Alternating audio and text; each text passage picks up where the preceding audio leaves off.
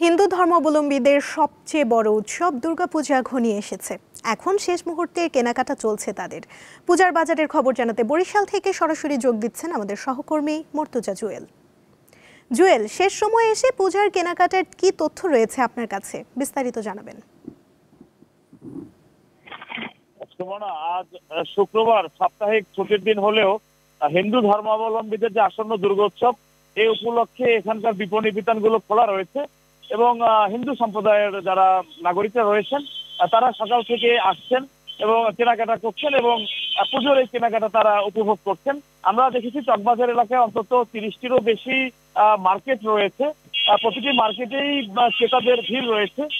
বিক্রেতাদের সঙ্গে কথা বলে আমরা যে বিষয়টি জানতে পেরেছি যে মূলত নারীদের পোশাক বেশি বিক্রি হচ্ছে, শাড়ি, থ্রি পিস এবং শিশুদের ড্রেস, পোশাক এগুলো বেশি বিক্রি হচ্ছে।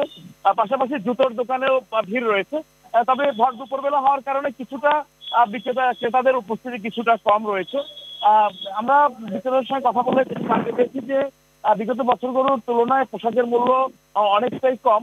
বিশেষ করে আমদানিকৃত পোশাকের চাহিদা রয়েছে এবং অত্যন্ত আকর্ষণীয় পোশাক খুবই সুলভ মূল্যে তারা বিক্রি করছেন, ফলে ক্রেতারাও স্বচ্ছন্দে কেনাকাটা করছেন। এছাড়া হিন্দু ধর্মাবলম্বীদের পাশাপাশি অন্য ধর্মের যারা রয়েছেন তারাও কিন্তু আজ শুক্রবার ছুটির দিনে মার্কেটগুলোতে ভিড় করছেন। বিশেষ করে ব্র্যান্ড শপগুলোতে আমরা একটু বেশি ভিড় লক্ষ্য করেছি। তারা বিভিন্ন ধরনের মূল্য ছাড় সহ বিভিন্ন ধরনের ডিসকাউন্ট এগুলো ক্রেতাদের আকর্ষণ করতে ব্যবস্থা গ্রহণ করেছেন, ফলে সে সবগুলোতে আসলে একটু বেশি ভিড় রয়েছে।